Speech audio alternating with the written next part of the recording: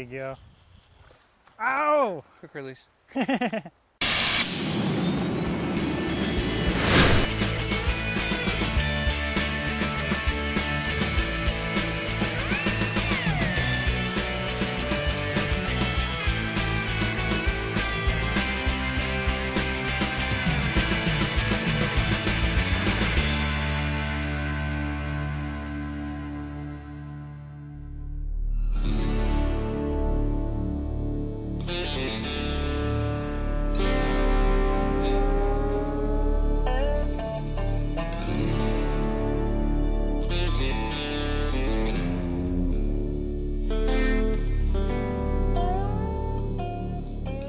Good morning and welcome to New South Outdoors. I'm J.R. Mundinger, and today we're fishing beautiful Lake Talquin, which is my home lake just west of Tallahassee. We're going to be doing some sight fishing. I've been out here for the last several days trying to find some, and to help us with our tips and tactics and what tackle to use is 2008 Forrest Wood Cup $1 million champion Michael Bennett. Hey man. Welcome, Michael. Welcome to Lake Talquin. Appreciate you guys having me. It's going to be a lot of fun today. I understand from talking to you a little ahead of time you like to sight fish as much as I do. Yeah, it's definitely one of my favorite things to do. We're just coming off a full moon, so there's a lot of bedfish up. They're starting to get a little skittish, makes it a little tougher, but for the most part there's still some females up, so it should be a lot of fun today.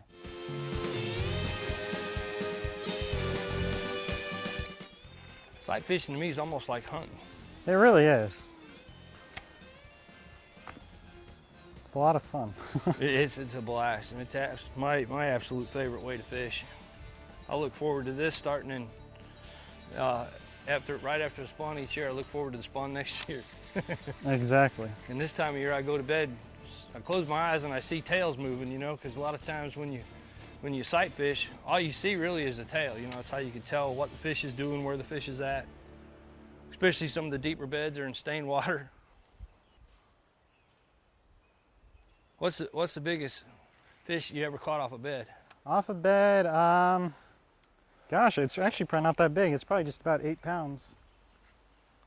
I've got several in the 5 to 7 pound range, but I had one time that should have caught. And we ran out of daylight, so I gave it to my buddy. Next day he went there and 10 minutes caught it. It was a 13-8. Wow. But that's nice the biggest fish. one I've ever seen on a bed, and underwater it looks like a submarine. And you're thinking, okay, is it 15 pounds? I have no idea. I've never seen one this big. I mean, you knew it was enormous, but right. She was just starting to get real aggressive at the end of the day, and we ran out of daylight, and she was easy pickings the next morning.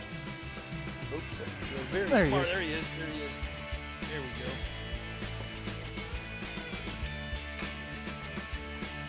Lost my sandal. There he goes.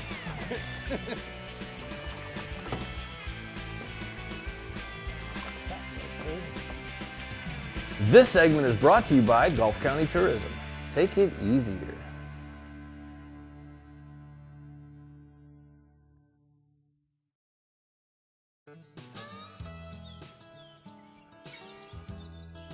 That could be this fish though. That one, he just pulled off this way, off the end of it. We started here in this nice calm pocket that's about the clearest water on the lake. We're able to see them pretty well. The fish just aren't overly aggressive yet, but as soon as it warms up, the water temperature comes up 2 or 3 more degrees, the fish will lock onto the bed is what we call it, and they'll become real aggressive, and we'll be able to pitch in there once or twice and catch them. The key to this is just keep moving around until you find one that's more aggressive. You can always go back to the other fish, but you know, time is of the essence throughout the day, and sunlight plays a big part in it. And boy, that fish is all over that bait, ain't it? That fish is all over this bait. Well, that's a decent little fish right Yeah. there too. Oh, there he comes. Oh, I can't believe he didn't eat that. He nipped at me last time and I swung. But There he goes. gosh, What is he doing? he's Kissing it? he's kissing this bait all over the place. Now, believe it or not, a bass can Oh my a bass gosh! can grab a hold of these baits and spit them out so a quick. whole lot quick. I got your push pole right here. Okay. And spit them out a whole lot quicker than what you can react to. You figure you got 15, 20 feet of Cool. string. fish is gonna 15, 20 feet of string out there or more. And there he is. Gosh. I can't believe he didn't eat that thing. You got to be kidding me. He didn't hit that. We can see the fish, and the fish is doing circles, goes nose down on the bait, and there he is. Oh! Ouch. It's all right. The good thing about these fish is they'll bite again. This is very true. You can, I've actually caught them, turned them back loose, and 2 minutes later come back and catch the same fish. There he is. See? Golly. He flipped right back in there. These fish get so aggressive and they're so protective over their nests. It's a good one too. He is a good one. I swear he hit it right there. He nipped at it again. He is good at that. That is for dang sure. There he is. This thing's getting the best of me. Kind of embarrassing.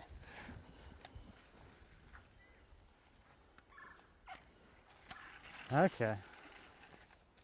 You are going down. There he is. Oh my he is goodness! Freaking fast. He is quick. See, I bet he was caught yesterday. You know, there's 2 more with him. We'll come back and see which one is which here in a little bit. Shorten this down a little bit more. He's getting the very end of it.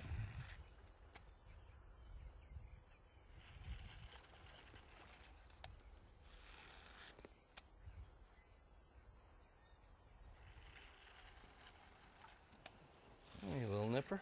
He is a nipper. There he is. Oh my I don't goodness! know how. I can't believe He that. is Houdini. These fish are just, oops, they're very There he smart. is. There he is. There he is. There we go. Lost my sandal. There he goes.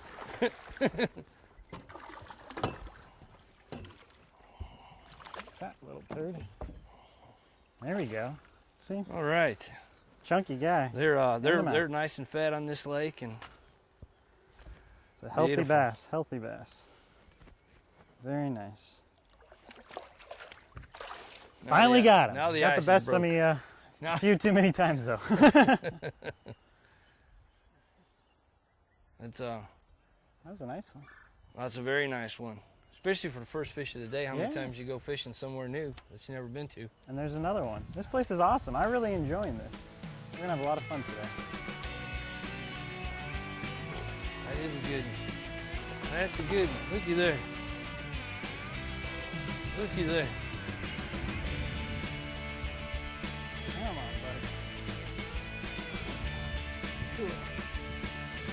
This segment brought to you by Woods and Water Magazine, providing outdoorsmen with timely news and information since 1978.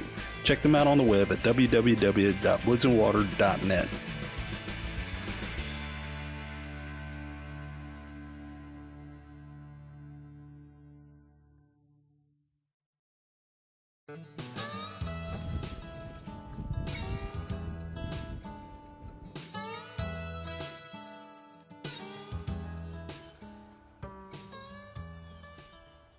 A lot of times what you have to do is you have to rotate baits, especially earlier in the day before they get locked on their beds.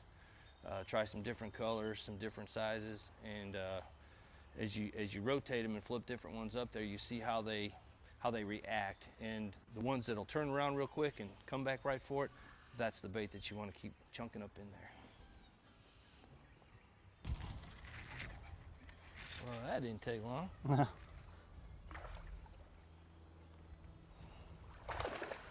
Nice. All right.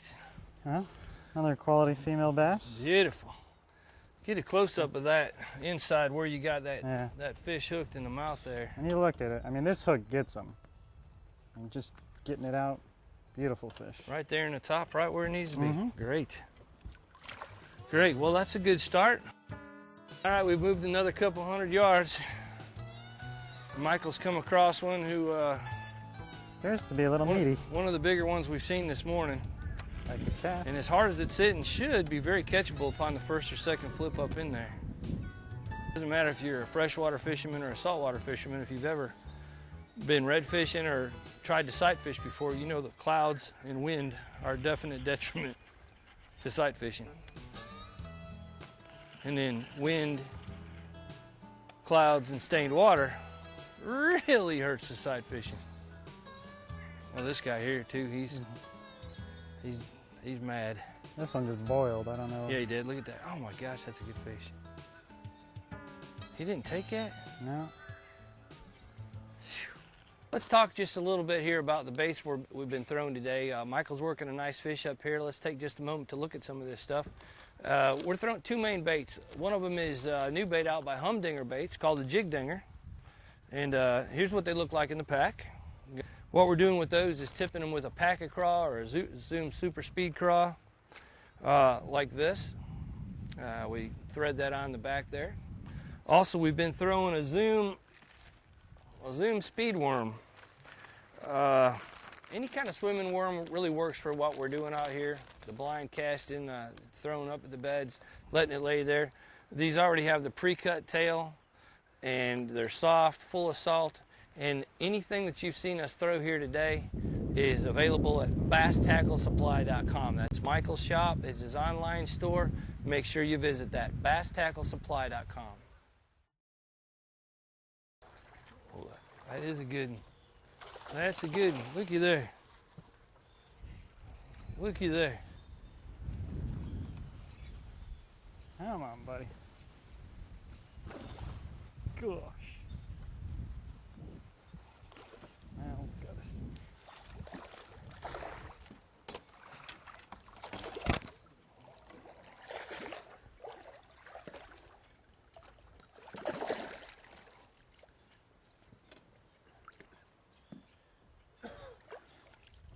Nice. Losing the rod, but Look at that. Look how pretty that fish is.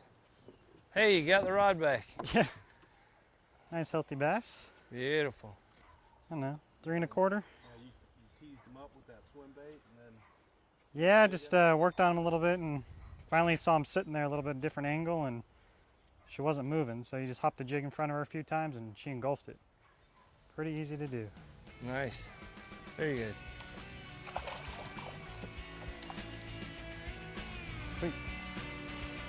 Yeah, just a few more down there. Keep going at it. There we go. Flips one more time. Whoa! This segment is brought to you by Coast to Coast Printing and Promotions, one source with infinite resources.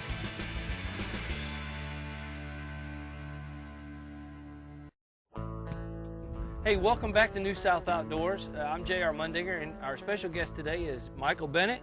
Michael's a transplant from California. He's also the youngest tour champion ever in the history of FLW. Is that true? Yeah, I was the youngest Forest Wood Cup winner. Forest Wood Cup. Tour, I ended up, I think I won a tour event the same year I won the Forest Wood Cup, which I was 23 at the time, I think. And, you know, I think Scott Martin beat me at 21. So. Oh, okay. But was he a co-angler or? No, he was a pro at the time. Was he? Okay. But I also hold the record for youngest angler ever qualified for the BFL All-American, which was pretty cool. For me, it was the passion for it. I mean, it's something I love to do, and it didn't matter if I could make a career at it or not. It was something I was going to do no matter what, and I absolutely fell in love with fishing. I would do it every day when I get off school. I would do it sometimes before I went to school, every weekend. I mean, I just became obsessed with it, where, you know, I would watch the TV shows, read the magazines, get on the internet, you know, do anything I possibly could to learn as much about it, just because I loved it. I mean, it's something I wanted to get better at. Not the fact that I wanted to make a career out of it, it just, that was a blessing in itself. I was fortunate. I won $1 million in one tournament. I've had a very successful career. It's just one of those where you win the biggest tournament you can possibly win, and it paid off huge for me. So, I mean, I'm speechless still to this day about it. I mean, to even think you can win that much money fishing is just unreal to me. So. We've moved back to where we started at this morning. It's really, really windy out there. It's muddied up a lot of the creeks where we were going to go. We've got a nice one cornered. Michael's working on it. He's changed colors a few times. I threw a swim bait up there. We're going to talk a little bit about that later, something I've never seen before. And so it's really, really great for us to be able to see someone from the West Coast come out and bring their knowledge to us. There we go. Flips one more time. Whoa! It's legal in a tournament. Looky there. Nice little fish. Nice. Not bad. Nice. Choked it. See, the key with that one was I just had to aggravate it, switch colors. I ended up going with a white so I could see it because he kept eating it and spitting it. Went with the white just to make sure that I could visually see when he ate the bait. And that last time, he get a little more aggressive each time. And finally, as soon as it hit the bottom, he smoked it. So Beautiful.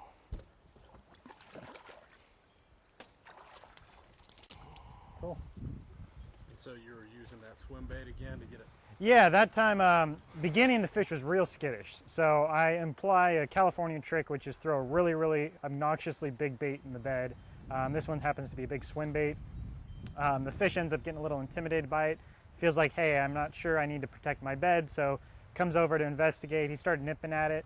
I switched back to the jig and, couldn't see if he was eating it or not. So I had to switch to a white trailer just to see. And, took him a few times, kept missing it, but eventually he ended up choking it pretty good. And we got him. So Great stuff.